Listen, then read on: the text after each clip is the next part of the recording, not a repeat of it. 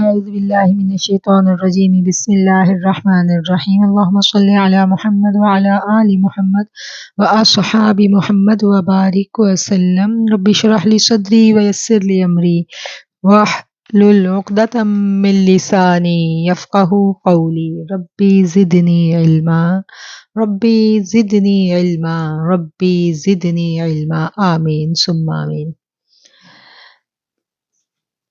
بسم الله الرحمن الرحيم.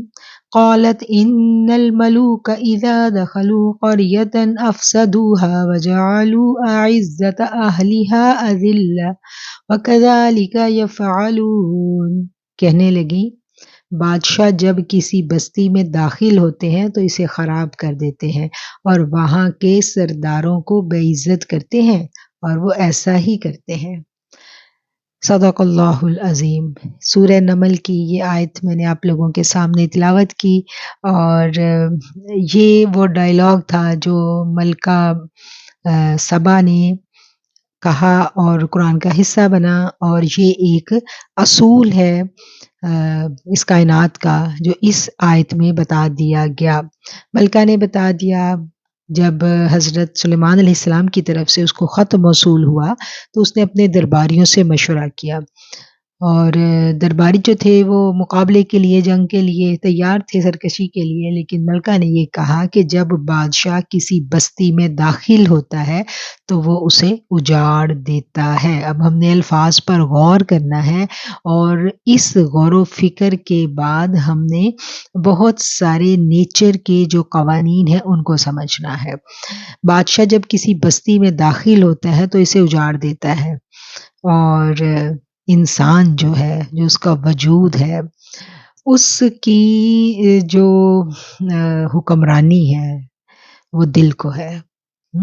پورے کے پورے وجود پر دماغ حکمران نہیں ہوتا، دل حکمران ہوتا ہے، اور دل ہی کے بارے میں ہمیں بتایا جاتا ہے کہ اللہ جو ہے وہ دل کے اندر رہتا ہے۔ جب اللہ کسی کے دل میں داخل ہو جاتا ہے تو پھر وہاں صرف اللہ ہوتا ہے، پھر وہاں سب کچھ جو غیر اللہ ہے وہ اجاڑ دیا جاتا ہے، ختم کر دیا جاتا ہے، اور سب کچھ تباہ و برباد ہو جاتا ہے۔ اس ضمن میں ہمیں بہت سارے اقوال بھی ملتے ہیں صوفیہ کرام کے۔ بہرحال یہ ہو نہیں سکتا کہ کسی دل میں اللہ داخل ہو جائے اور پھر وہاں دنیا رہ جائے، یہ ہو نہیں سکتا۔ ہم دیکھتے ہیں کہ نبی کریم صلی اللہ علیہ وسلم کی حیات مبارکہ میں جب آپ نے دعوت کا کام شروع کیا تو آپ کو اس دنیا کی ہر لالچ دی گئی، ہر چیز آپ کے سامنے پیش کی گئی۔ کہا گیا کہ اگر کفار مکہ نے کہا تھا نا کہ اگر تمہیں دولت چاہیے تو ہم تمہیں دولت دے دیتے ہیں، اگر تمہیں عورت چاہیے تو حسین ترین عورت جو ہے وہ ہم تمہارے نکاح میں دے دیتے ہیں، اگر تمہیں حکمرانی چاہیے تو تب تم ہمیں بتاؤ۔ تو آپ کو ہر چیز کی پیشکش کی گئی تھی، لیکن میرے نبی نے سب کو ٹھکرایا۔ ہر قیامت تک جو بھی آقا علیہ الصلوۃ والسلام کی سچی اور سچی سیرت کو اپنا لے گا، اس کے دل سے دنیا کی محبت نکل جائے گی۔ اس کو یہ چیز جو ہے وہ اللہ تعالیٰ سمجھا دیتا ہے کہ دنیا میں یہ دنیا کی زندگی ایک دھوکہ ہے، اور یہ دنیا کی محبت اور دنیا کی چاہت دل سے نکلنا آسان نہیں ہے، یہ بتدریج نکلتی ہے، اور جب خاص طور پر جو عوام الناس ہیں ان کے جو ایک عام مومن ہے کہہ لیں، اس کے دل میں بھی دنیا جو ہے وہ کیا کہنا چاہیے، جب وہ قرآن پڑھتا جاتا ہے، دینی علوم کو سیکھتا جاتا ہے تو دنیا کی بے ثباتی اس پر آشکار ہوتی چلی جاتی ہے، اور ایک جو تھوڑا سا اپنے آپ کو طالب المولا روح سمجھتا ہے اور وہ زیادہ اللہ کی طرف بھاگ کے جانا چاہتا ہے، اس کو دنیا میں پہلے ہی قرار نہیں ہے، تو وہ جب اللہ کی طرف بھاگنا چاہتا ہے، اللہ سے ملنا چاہتا ہے، ساری کی ساری راستے کی رکاوٹیں دور کر کے اپنے رب سے ملن چاہتا ہے، تو پھر اس کا امتحان بھی کڑا ہوتا ہے۔ یہ بالکل وہی والی بات آ گئی نا کہ جتنی بڑی طلب ہے اتنا بڑا امتحان ہے، تو امتحان تو دینا پڑے گا۔ اور جب ہم رب سے ملن کی راہوں کی بات کرتے ہیں تو ان راہوں میں جو سب سے بڑی رکاوٹیں آتی ہیں، ہمارے آگے بڑے بڑی ہرڈلز آتی ہیں، وہ ساری کی ساری ان محبتوں کی ہرڈلز ہوتی ہیں، ان بتوں کا ٹوٹنا ہوتا ہے، کیونکہ اس رستے پہ چلتے ہوئے ہمارے اندر بھی یہ جو ملکہ بلقیس نے کہا تھا نا کہ دل وہ بستی کو اجاڑ دیتے ہیں اور سرداروں کو بے عزت کرتے ہیں، ہیں؟ تو ہمارے ایک تو دل میں سے ہر غیر کی جو غیر اللہ ہے اس کی محبت کو نکالا جائے گا، اور پھر دل کے اندر بہت سارے ہم نے جب ایک نفس بادشاہ بنا بیٹھا ہوتا ہے تو نفس کے بھی بہت سارے مقربین ہوتے ہیں نا، بہت سارے اس کے بھی وزراء ہوتے ہیں، تو وہ بڑے بڑے بت ہمارے اندر قائم ہوتے ہیں، انا کا بت، اور مختلف کیا کہنا چاہیے، نفس کے فریب ہیں جس کو مختلف ہم نام دے سکتے ہیں، مختلف ہم نے اپنے اندر ہی خواہشات کو پالا ہوا ہوتا ہے، پھر کیا ہوتا ہے کہ پھر وہ ایک ایک کر کے ٹوٹتی ہیں، ہماری انائیں ٹوٹتی ہیں، ہماری عزت نفس کچلی جاتی ہے، اور ہم تو بہت زیادہ قرب چاہ رہے ہیں نا، تو بہت زیادہ ہم جب قرب چاہتے ہیں، رسول اللہ صلی اللہ علیہ وسلم کا قرب چاہتے ہیں، تو آپ کی سیرت کو ہم اپنا لیتے ہیں۔ جب ہم آپ کی سیرت کو اپناتے ہیں تو پھر وہ سیرت ہمیں وہ قوت دے دیتی ہے، ہمارے اندر آقا علیہ الصلوۃ والسلام کی جو محبت ہے نا، جب وہ ہمارے اندر سرائیت کر جاتی ہے نا، تو دھیرے دھیرے یہ بت جو ہے نا یہ کمزور پڑنے لگتے ہیں، اور پھر ان کا مقابلہ کرنا ہمیں آسان ہو جاتا ہے۔ معاف کر دینا بہت مشکل کام ہے، جب کسی نے آپ کو بہت دکھ دیے ہو، بہت ستایا ہو، تو یقیناً اس کو معاف کرنا بڑا مشکل ہوتا ہے، بہت مشکل ہوتا ہے، لیکن پھر صرف اور صرف ہمیں سیرت جو ہے آقا کی، اس سے یہ ہمت اور حوصلہ ملتا ہے، پھر ہم معاف کرنے کے بارے میں سوچنے لگتے ہیں کہ ہاں ہم معاف کر دیں گے، ہم معاف کرتے ہیں، سوچتے ہیں، پلان کرتے ہیں، اور دھیرے دھیرے ہم اس قابل ہو جاتے ہیں کہ ہم معاف کر دیتے ہیں۔ تو گویا یہ دل کی بستی پوری کی پوری جو اندر بسی ہوئی ہوتی ہے، اور جس کی مسند پر نفس براجمان ہوتا ہے، ہم جب اپنے اندر اترتے ہیں تو پھر ہم کیا کرتے ہیں کہ ہمیں اپنے اندر کی صورتحال کو ہم سمجھنے لگتے ہیں، اور ہمیں یہ پتہ چلنے لگتا ہے کہ ہمارے اندر تو کوئی اور ہی دنیا بات تھی، اور پھر ہمیں اپنے نفس کی جو پہچان ہے وہ حاصل ہونا شروع ہو جاتی ہے، اور یہ جو جب ہمیں نفس کی پہچان حاصل ہوتی ہے تو پھر کیا ہے کہ پھر ہمیں اس صورتحال پر اوور کم کرنے کے لیے ہمیں نالج چاہیے ہوتی ہے، ہمیں علم کی ضرورت ہوتی ہے، اور وہ علم جو ہے ہمیں کہاں سے ملے گا؟ اب یہاں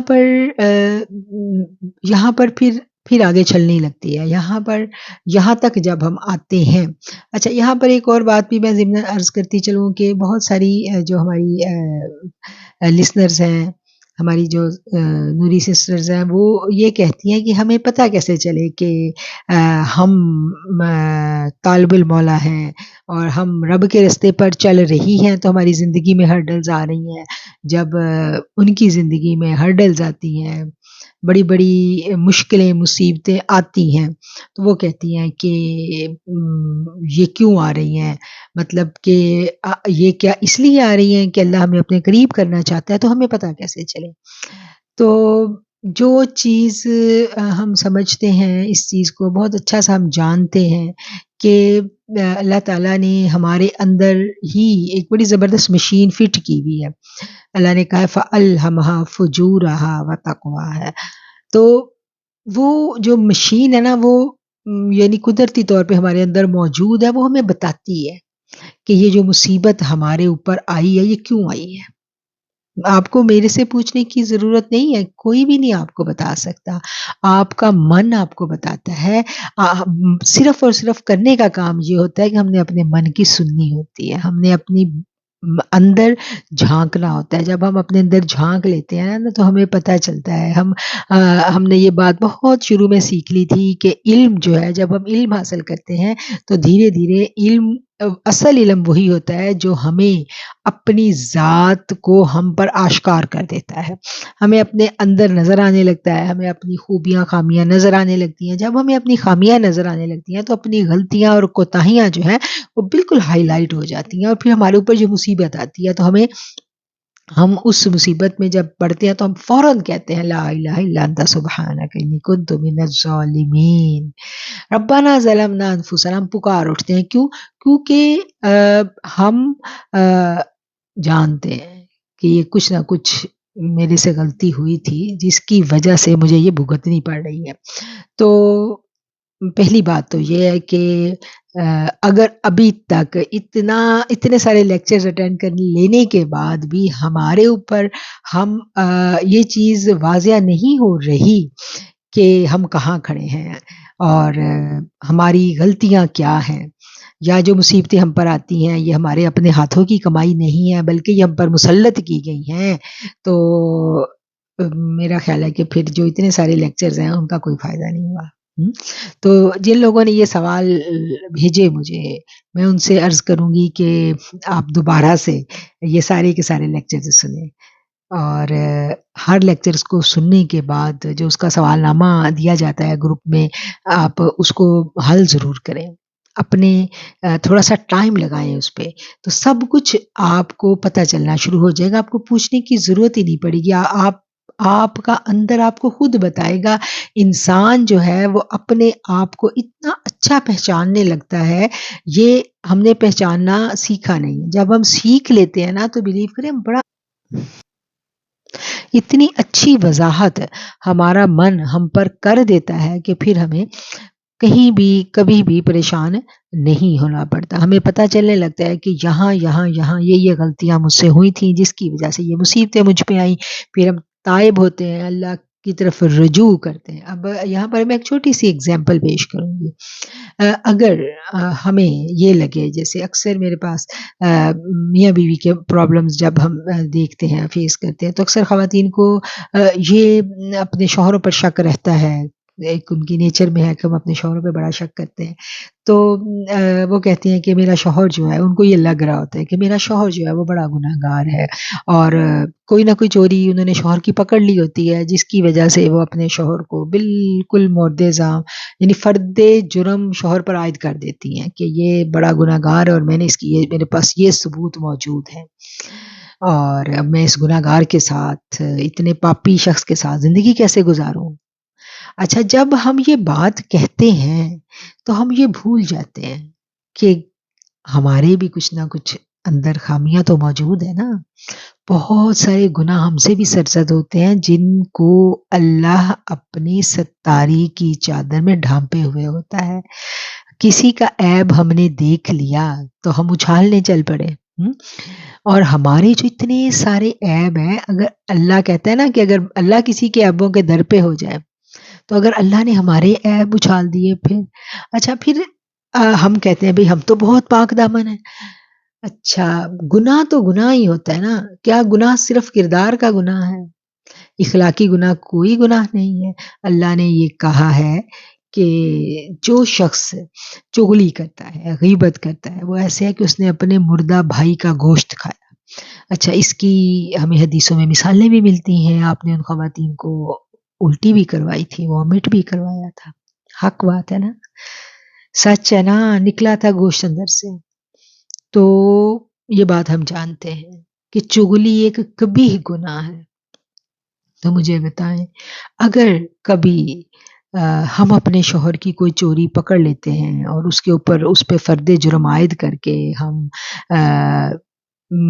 واویلا مچاتے ہیں، ہم لوگوں کو بتاتے ہیں کہ دیکھو یہ اتنا پاپی شخص ہے، یہ اتنا گناہگار ہے، یہ اس کے ساتھ اب میں نہیں رہ سکتی، اس کے گناہ بہت بڑھ چکے ہیں، تو کیا گناہ تو گناہ ہی ہوتا ہے، نافرمانی تو نافرمانی ہے۔ دیکھیں ملک کا قانون جو ہے نا وہ ایک قاتل کے لیے بھی جیل کرتا ہے، جس نے کسی کی زندگی لے لی، اور ایک جو شخص ہے جس نے چوری کی گناہ، تو قانون تو اس کو بھی گرفت میں لیتا ہے۔ اب چوری کسی اور طرح کی کیٹیگری ہے، جرموں کی قسمیں ہیں نا، جو بھی قانون کو جو توڑیں گے، جس قانون کو بھی توڑا جائے گا فرد جرم تو عائد ہوگی نا، نوعیت فرق ہے نا۔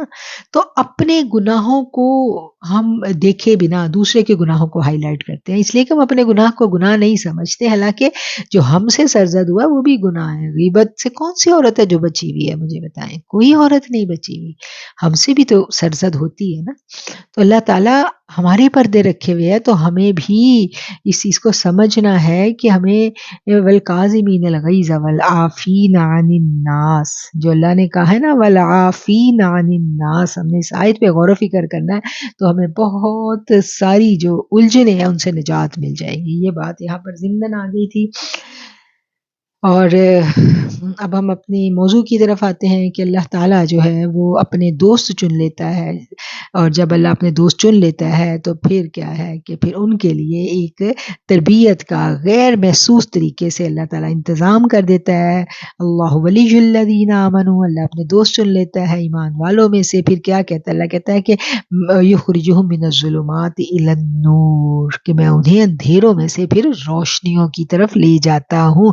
تو وہ جو اندھیروں سے روشنی کی طرف جانے کا سفر ہوتا ہے وہ تھوڑا کٹھن ہوتا ہے، تھوڑا مشکل ہوتا ہے، اس میں بڑا کچھ ہمیں صبر کے ساتھ سہنا پڑتا ہے، کیونکہ قرآن نے ہمیں رہنمائی دی، قرآن نے ہمیں کہا، کیونکہ بھروسہ اور توکل یہ صبر کے بنا ہمیں حاصل نہیں ہوتے۔ اور صبر جو ہے یہ خوشیوں میں تو نہیں کیا جائے گا نا، تو صبر کے لیے ہمیں غم سے گزارا جائے گا، ہمیں دکھ سے گزارا جائے گا، تو یہ سارا کچھ ایک دوسرے سے جڑا ہوا ہے۔ تو یہ سب ہم نے خود ہی فیصلہ کرنا ہوتا ہے ہم کہاں کھڑے ہیں، اور ہم چلتے ہیں اس رستے پر جب، تو پھر ہمارے اندر کی جو گفتگو ہے، ہمارے اندر کی جو لڑائیاں ہیں وہ ہمارے سامنے آنے لگ جاتی ہیں، ہم اپنے نفس کو پہچاننے لگتے ہیں، اور عقل جو ہے وہ بھی ہمارے سامنے ہوتی ہے۔ اب اچھا، اب ایک طرف عقل ہے، ایک طرف ہمارا نفس ہے، اور دونوں آمنے سامنے ہیں۔ عقل جو ہے اس کا مرشد شیطان ہوتا ہے، اور دلیل پر چلتی ہے، اور جو قلب ہے اس کا مرشد جو ہوتا ہے وہ رحمان ہوتا ہے، اور عقل جو دل جو ہے وہ علامہ اقبال کا وہ شعر ہم نے یاد کر لینا، جس میں انہوں نے کہا تھا نا کہ تو عشق پر ایمان کی بنیاد رکھ، وہ کیا شعر ہے وہ، تو عشق پر، عقل کو تنقید سے فرصت نہیں، عشق پر اعمال کی بنیاد رکھ۔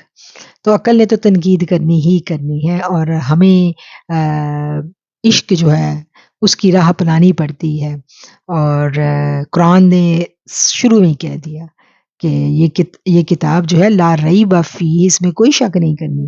گویا کہ بہت ساری آیتیں ہیں جن پہ ہم تھوڑا ڈگمگا جاتے ہیں، ہم پریشان ہو جاتے ہیں، عقل ان باتوں کو نہیں مانتی، لیکن قرآن نے کہہ دیا شک نہیں کرنی۔ تو یہ عشق الہی ہی ہے کہ ہم شک کیے بنا گزر جائیں۔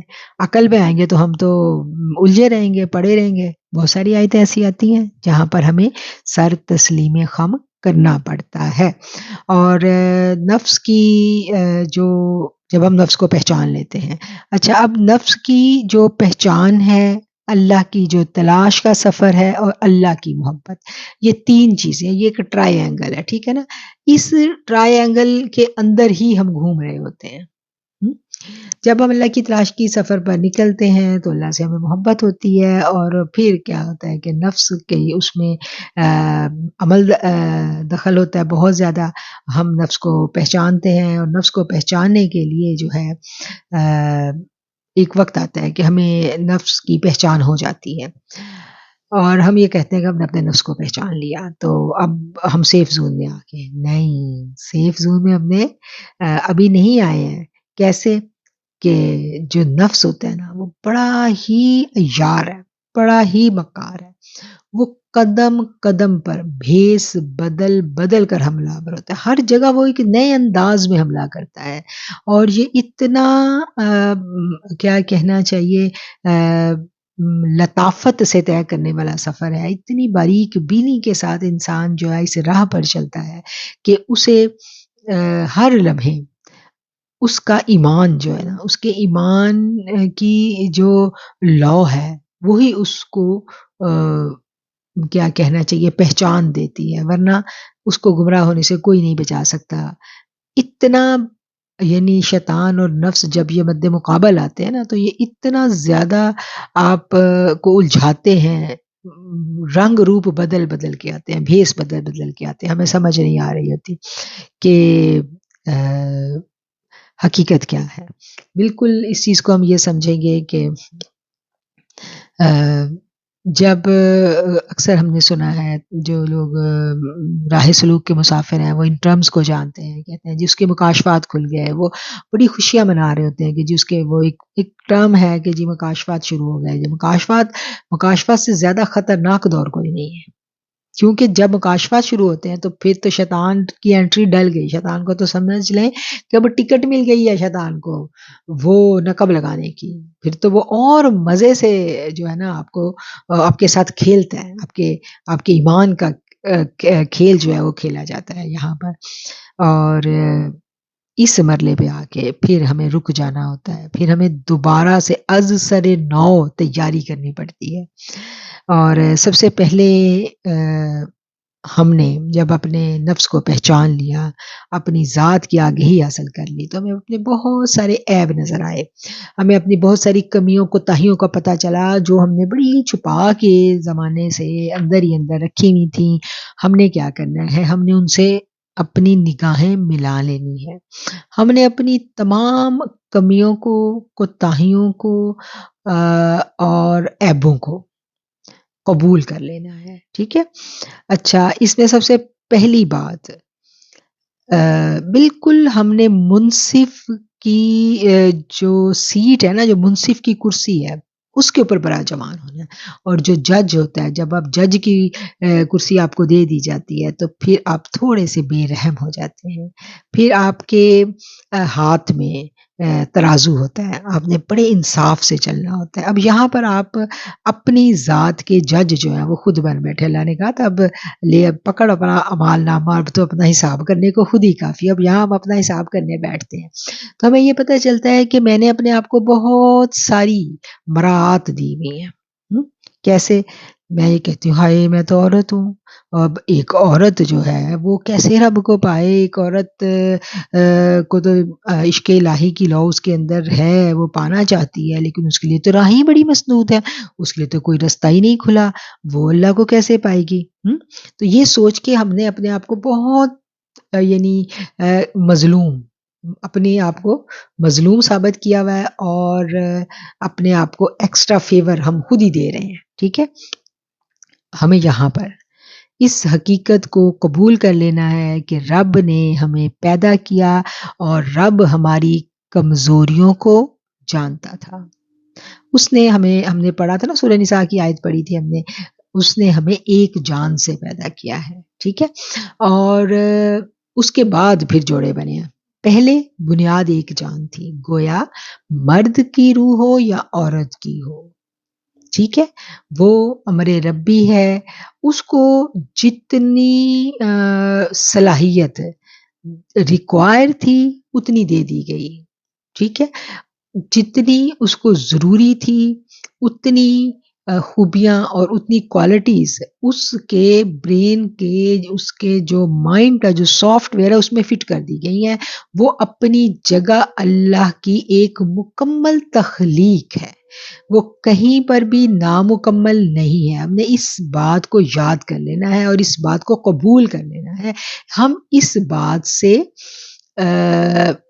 کیا کہنا چاہیے بھاگتے ہیں، اور بھاگ کر ہم اپنے آپ کو مظلوم ثابت کر لیتے ہیں، اور ہم اپنی بہت ساری ایکسٹرا فیور لینا چاہتے ہیں جو کہ ہمارے اپنے لیے خطرناک اور نقصان دہ ہوتی ہیں۔ ہم نے اس بات کو یاد رکھنا ہے کہ عورت اور مرد دونوں ایک ہی رب کی تخلیق ہیں. دونوں نے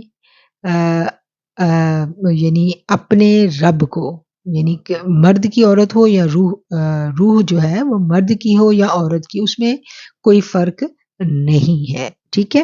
ہاں جسمانی ساخت میں فرق ہے، اور اس وجہ سے چونکہ ان کی ذمہ داریاں فرق ہونی ہیں، اس وجہ سے اللہ تعالیٰ نے ان دونوں کی ارواح کو مختلف مزاج دیے ہیں. عورت کی روح کا مزاج تھوڑا فرق ہے، مرد کی روح کا مزاج تھوڑا فرق ہے، لیکن وہ دونوں فرق مزاج کے باوجود اپنے آپ میں ایک مکمل شخصیت ہے، ایک مکمل یعنی اللہ تعالیٰ کی ایک مکمل تخلیق ہے. یہ ہمیں کبھی نہیں سوچنا چاہیے کہ اگر ہم عورت ہیں اور عورت کو نسوانی جسم جو ہے وہ دیا گیا ہے تو اس کی روح میں کوئی کمزوری ہے. بالکل ایسا نہیں ہم سوچ سکتے.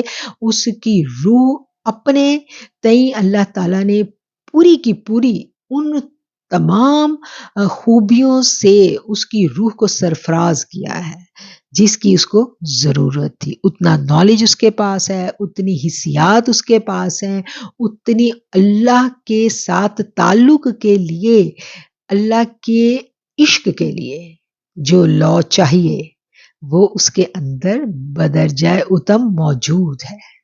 یہ حقیقت ہم پر آشکار جب ہو جاتی ہے تو ہمارا جینے کا انداز بدل جاتا ہے. اور اس حقیقت کو ہم نے قبول کرنا ہے.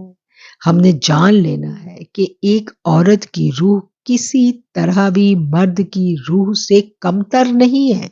وہ اپنے تئیں زبردست پرسنالٹی رکھتی ہے، اس کا ایک اپنا وجود ہے.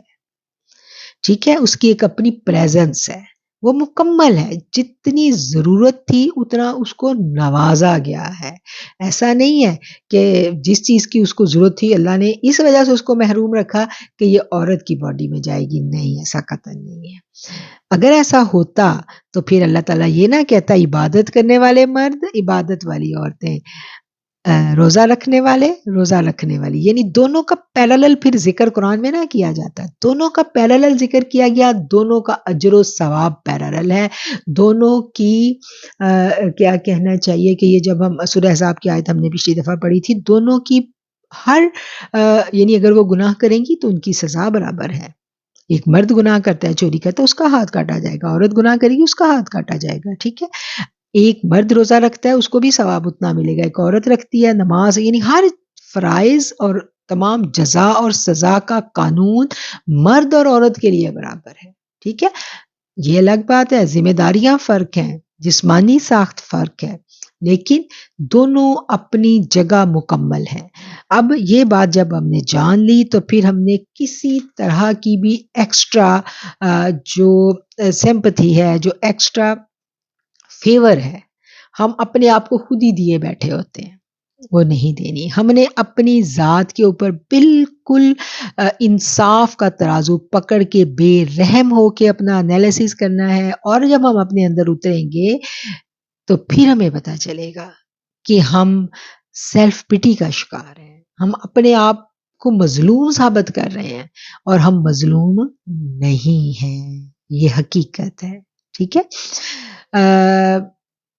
جو یہ بات ہم پر آشکار ہو جاتی ہے کہ ایک عورت کا وجود اپنی اثر، اپنی روح اور اپنی روح کے مزاج میں ایک مکمل شخصیت رکھتا ہے، عورت ہو یا مرد.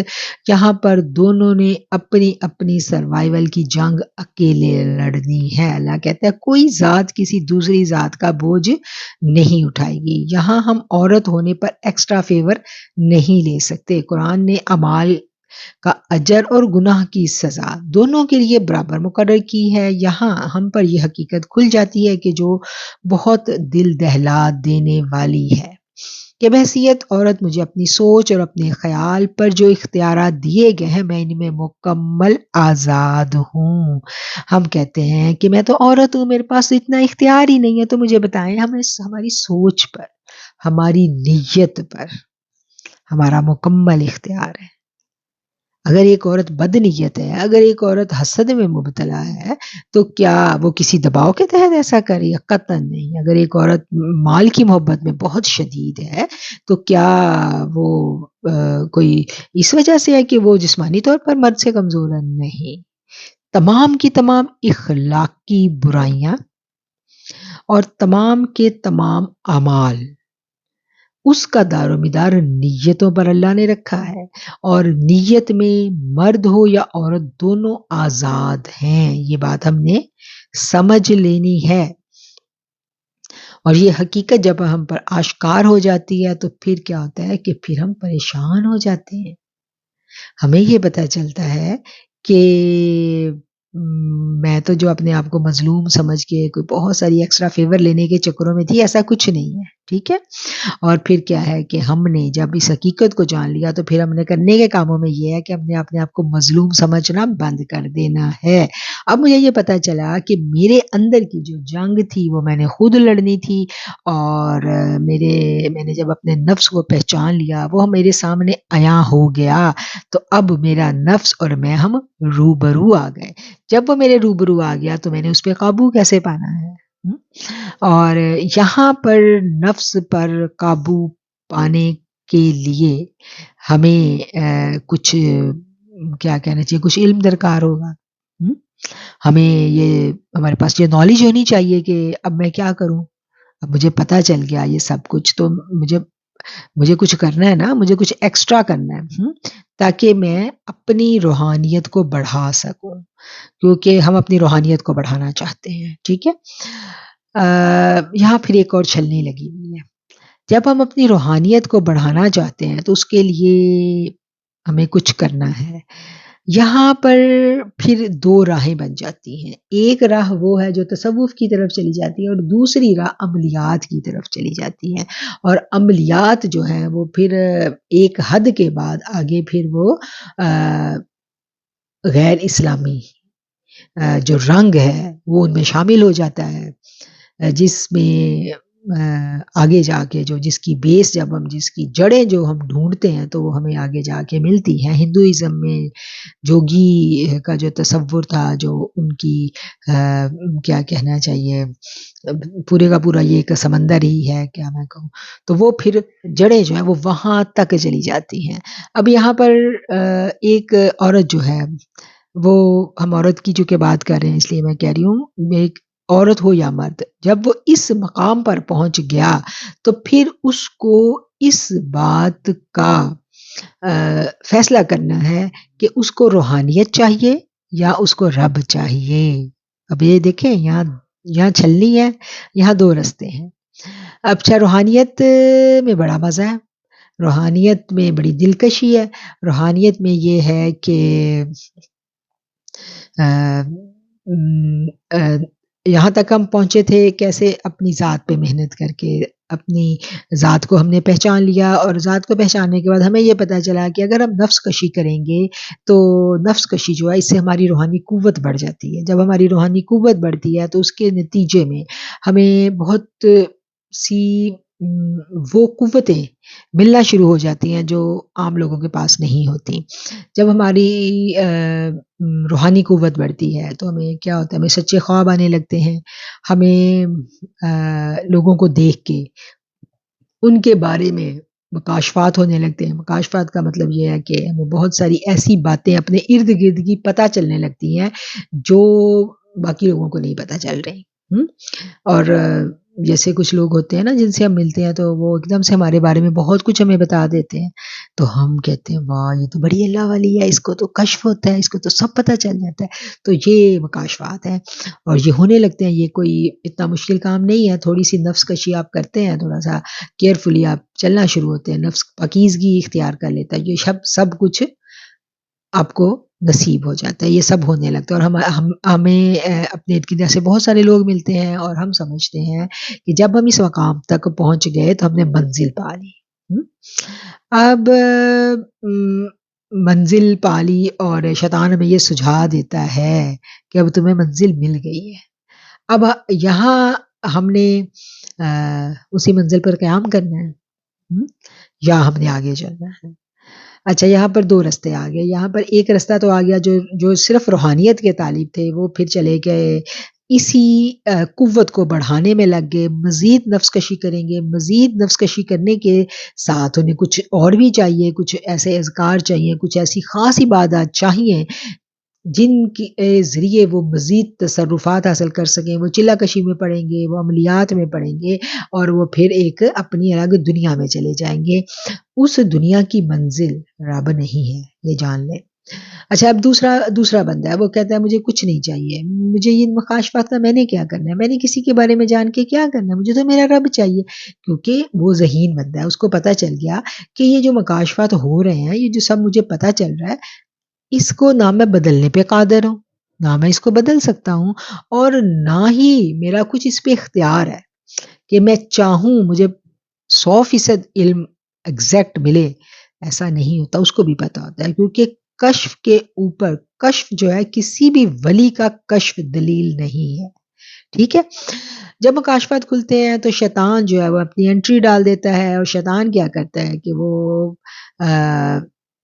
بہت کچھ آپ کو اور بھی دکھانے لگتا ہے.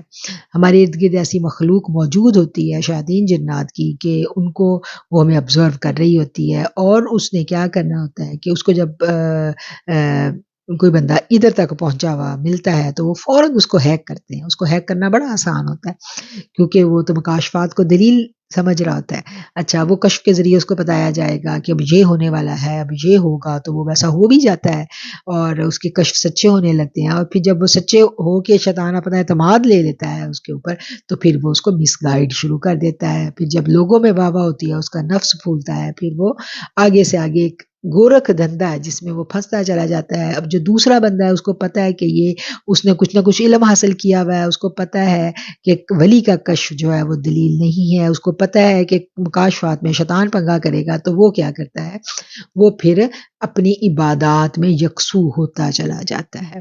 اچھا اب یہاں پر ایک اور مسئلہ پڑ جاتا ہے. جب وہ اپنی عبادات میں یکسو ہوتا ہے نا، تو اس کو پتہ چلتا ہے کہ عبادات تو بالکل ہی بے رنگ ہے. اب اس کے عبادت میں جو لذت تھی نا وہ ختم ہو جاتی ہے. یہاں پر ایک اور امتحان اللہ لیتا ہے، اور اس امتحان میں یہ ہوتا ہے کہ عبادات کی لذت کھینچ لی جاتی ہے، بالکل سپاٹ ہو جاتی ہیں عبادات. آپ عبادات کریں گے آپ کو مزہ ہی نہیں آئے گا. آپ اٹھیں گے تہجد کے لیے، پہلے آپ مسلے پہ بیٹھتے تھے تو جناب آنسوں کی جھڑیاں لگ جاتی تھی. آپ مسلے پہ بیٹھتے تھے تو لذت ہی لذت، خوشبوئیں آ رہی ہیں، بڑے مزے آ رہے ہیں. اب آپ مسلے پہ بیٹھے ہو تو پھیکا کچھ بھی نہیں ہے، بس آپ نے نفل پڑھے، رٹی رٹائی نماز پڑھی، اٹھک بیٹھک کی، جتنی تسبیحات کر لو، ذکر اذکار کر لو، کچھ نظر ہی نہیں آ رہا، بالکل ختم، سب مکاشفات غائب. اب چلنے لگی ہوئی ہے، اب یہ امتحان ہے. اب یہاں پر پھر بندہ سوچتے ہیں اب میں کیا کروں. اب آپ کو عبادات بڑی بور لگنے لگتی ہیں، آپ کو لگتا ہے یہ تو ٹائم کا ہی ضیاع ہے، میں اتنی دیر عبادت کرتی ہوں، کوئی کچھ نظر ہی نہیں آ رہا، کچھ مزہ ہی نہیں ہے. تو پھر آپ آتے ہو جی تصوف کی طرف، تصوف کی کتابیں پکڑتے ہو، تصوف کو پڑھتے ہو، کوئی اللہ والا بندہ ڈھونڈتے ہو، کوئی بابا ڈھونڈتے ہو، تو آپ کو یہ پتہ چلتا ہے کہ یہ تو جو سچویشن جس میں سے میں اس وقت گرفتار ہوں، اس میں تو بہت سارے لوگ گرفتار ہو چکے ہیں میرے سے پہلے بھی. اور تصوف کی کتابیں آپ کو بتاتی ہیں کہ اس سچویشن کا نام جو ہے نا وہ ہے حالت قبض. آپ حالت قبض میں چلے گئے ہیں، اور جب ہم صوفیہ کرام کے قصے پڑھتے ہیں تو ہمیں پتہ چلتا ہے کہ بہت سارے صوفیہ کرام حالت قبض میں گئے، اور پھر وہ اس میں سے کیسے نکلے، حالت بست، حالت قبض، یہ سب کچھ ہمیں پتہ چلنا شروع ہو جاتا ہے. لیکن اس سے 100% نکلنے کا ہمیں کہیں کوئی سراغ نہیں ملتا. کوئی ہمیں پتہ چلے گا، کتابوں میں ہم پڑھیں گے کہ کوئی ایسا اللہ نے کی طرف سے کوئی انتظام ہو گیا تو بس نکل آئے، ورنہ کوئی واضح اصول کہیں نہیں ملے گا حالت قبض سے نکلنے کا کہ ہم کہنا کوئی واضح ایک قانون مل گیا، یہ پڑھے تو حالت قبض سے نکل جائیں گے. ایسا نہیں ہے، یہ دھوکہ ہے. ٹھیک ہے. اچھا یہ حالت قبض جو ہوتی ہے نا، یہ ایک امتحان ہوتا ہے، آپ کی محبت کی آزمائش چل رہی ہوتی ہے کہ کیا آپ نے جو بندگی کی راہ اختیار کی تھی رب کی، وہ کشف اور کرامات کے لیے کی تھی، مکاشفات کے لیے کی تھی. عبادت کا جو لذت اللہ تعالیٰ نے اتنے دن آپ کو دی، اگر وہ اللہ عبادت کی لذت نہیں دے گا تو کیا ہم عبادت چھوڑ دیں گے، ہم لوٹ جائیں گے. یہاں پھر ایک چلنی ہے، اور یہاں سے بہت سارے لوگ پلٹ جاتے ہیں، کیونکہ اتنی دن کوشش کے باوجود اتنی لمبا یہ لمبا ٹائم چلتی ہے، یہ ایسے ایک دو دن کی بات نہیں ہے، یہ لمبی چلتی ہے، کتنی لمبی یہ رب جانے۔ اور یہاں پر آ کر جو چھلنی لگتی ہے وہ بڑی خطرناک چھلنی ہوتی ہے، کیونکہ یہاں سے بہت سارے لوگ پلٹ جاتے ہیں۔ اچھا، کیونکہ جن کو تو چاہیے ہوتی ہے لذات وہ چلے جاتے ہیں چلا کشی کی طرف، وہ چلے جاتے ہیں، جو مراقبات سکھائے جا رہے ہوتے ہیں باقاعدہ، آج کل تو بڑی زبردست ہوم ڈلیوری مراقبات کی موجود ہے، آپ کو گروپس بنا کے آپ کو باقاعدہ مراقبے کروائے جا رہے ہیں، آپ کو بڑا کچھ کروایا جا رہا ہے، سکھایا جا رہا ہے۔ اس کی بنیاد کیا ہے یہ ہمیں نہیں پتا، اس کی بیس ہم نے نہیں ڈھونڈنی، ہم ڈھونڈیں تو ہمیں پتہ چلتا ہے اس کا تو قرآن سے کوئی تعلق نہیں ہے، یہ کیا ہو رہا ہے۔ تو اگر تو ہم قرآن کا نالج ہمارے پاس موجود ہے تو ہمیں پتہ چلے گا کہ سورہ دہا کب نازل ہوئی تھی۔ سوچیں، سورہ دہا کب نازل ہوئی تھی، کتنا عرصہ وحی نہیں آئی تھی، کتنا عرصہ، اور پھر جب آئی تو اللہ تعالیٰ نے تسلی دی نا۔ تو سب سے محبوب نبی جو اللہ کے سب سے مقرب، جن کو اللہ نے رحمت للعالمین بنا کے بھیجا، جن نبی کو اللہ نے اپنے نام دیے، رؤوف الرحیم میرے رب کا نام ہے، وہ نام اللہ نے ان کو دیا ہے۔ تو اتنا محبوب پیغمبر، اس پر بھی یہ وقت گزرا، تو یہ وقت تو سنت ہے، اس پہ پریشان ہونے کی کیا بات ہے؟ اور یہ وقت صبر سے گزارنا ہے۔ کیا ہم نے جو اللہ کی عبادت کی راہ اختیار کی تھی وہ لذات کے لیے کی تھی؟ ہمارا مطمع نظر کیا تھا؟ بندگی کیا ہے؟ بندگی کا مفہوم کیا ہے؟ کیا ہے بندگی؟ کیا بندگی سودے بازی ہے؟ سودے بازی نہیں ہے بندگی۔ یہ بات غور کرنی ہے ہمیں، اس بات کو جاننا ہے ہمیں، اس کے اوپر غور و فکر کرنا ہے، تو ہمیں بہت کچھ سمجھ میں آ جائے گا۔ کتنی بہنیں ہیں جو اس وقت، کتنے لوگ ہوتے ہیں جو حالت قبض میں جب چلے جاتے ہیں تو وہ ٹکرے مارتے ہیں کہ ہمیں کوئی ادھر سے نکالے۔ نکلنا نہیں ہے، نبی کی زندگی کو دیکھنا ہے، قرآن کو پڑھنا ہے، حقیقتیں آشکار ہوتی چلی جائیں گی، رہنمائی ملتی چلی جائے گی، اور رہنمائی زاد راہ جو ہے وہ قرآن سے ملنا ہے، زاد راہ علیہ الصلوۃ والسلام کی سیرت سے ہی ملنا ہے، اور کہیں سے نہیں ملنا۔ چلا کشیوں سے رب ملتا ہوتا نا تو سارے کے سارے جو یہ عاملین اور جوگی ہے نا، یہ اللہ والے بن کے بیٹھے ہوتے، جو اللہ والا ہوتا ہے نا اس کا نام تو رہتی دنیا تک قائم رہتا ہے۔ سیدنا شیخ عبد القادر جیلانی کی دیکھا ہے نا زندگی، کتنے برس ہو گئے ان کو گئے ہوئے، آج بھی ان کی تعلیمات زندہ ہیں، ان کا نام زندہ ہے۔ حضرت داتا علی حجویری، ان کو ہم دیکھ لیں، ٹھیک ہے نا۔ تو اللہ والے تو یہ ہوتے ہیں جن کو اللہ اپنا نام دے دیتا ہے، تو ان کی تعلیمات کو جب ہم پڑھیں تو ہمیں کیا کچھ پتہ چلتا ہے۔ ان کی تعلیمات میں کہیں ہمیں یہ کچھ نہیں ملتا جدھر ہم بھاگ رہے ہیں، ان کی تعلیمات عین قرآن تھی۔ اور انہی ساری بہت ساری جو باتیں آج ہم نے کی، ادھر آپ نے رک کے ان پہ غور و فکر کرنا ہے، اور یہ سوال جو آج ہم نے بلند کیے ہیں، اس ساری کی ساری گفتگو میں ان پہ سوچنا ہے بیٹھ کے، تو اندر کی بڑی گرہیں کھل جائیں گی۔ ان الفاظ کے ساتھ میں آج کی جو نشست ہے، جو آج کی جو گفتگو ہے اس کو سمیٹتی ہوں۔ جو کلام، جو گفتگو آج کی، اللہ تعالیٰ اس گفتگو میں کوئی الفاظ کا رد و بدل، کوئی مفہوم کو سمجھانے کے لیے الفاظ کے چناؤ میں اگر کوئی مجھ سے غلطی رہ گئی تو میرا رب مجھے معاف فرما دے، میری پکڑ نہ کرے۔ آخر الدعوانا ان الحمد للہ رب العالمین۔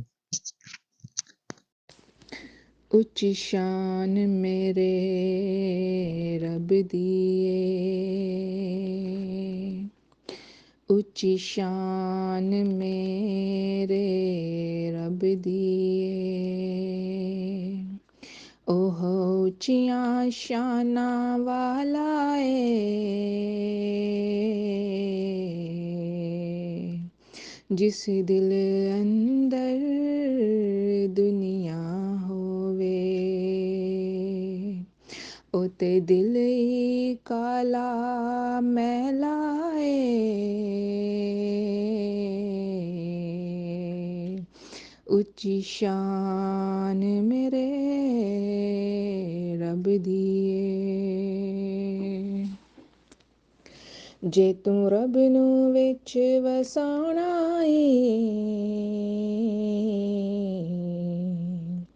ਪਹਿਲੇ ਦਿਲ ਵਿੱਚੋਂ ਦੁਨੀਆ ਤੂੰ ਕੱਢ ਪਲੀਏ ਏ ਮਰਜ਼ ਦਿਲਾਂ ਦੇ ਜ਼ੰਗ ਲੱਗੇ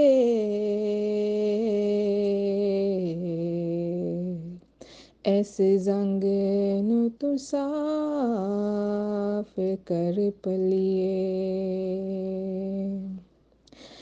ਜ਼ਿਕਰ ਕਲਮੇ ਦਾ ਤੇ ਦਰੂਦ ਔਰ ਸਲਾਮ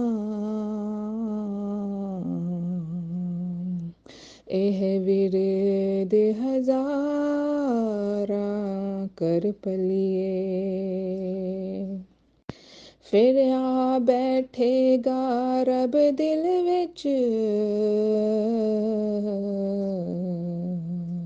ਨਾਲ ਨਾਲ ਦੁਆਵਾਂ ਤੂੰ ਕਰ ਪਲੀਏ ਨਫਸ ਦੇ ਸ਼ਰ ਤੋਂ ਬਚ ਬਚ ਬੈਠੀ ਏ ਵਲ ਵਲ ਡੰਗ ਮਾਰੇ ਪਲੀਏ ਇਸ ਨਫਸ ਨੂੰ ਮੁਤਮਿਨ ਰੱਬ ਕਰ ਸੀ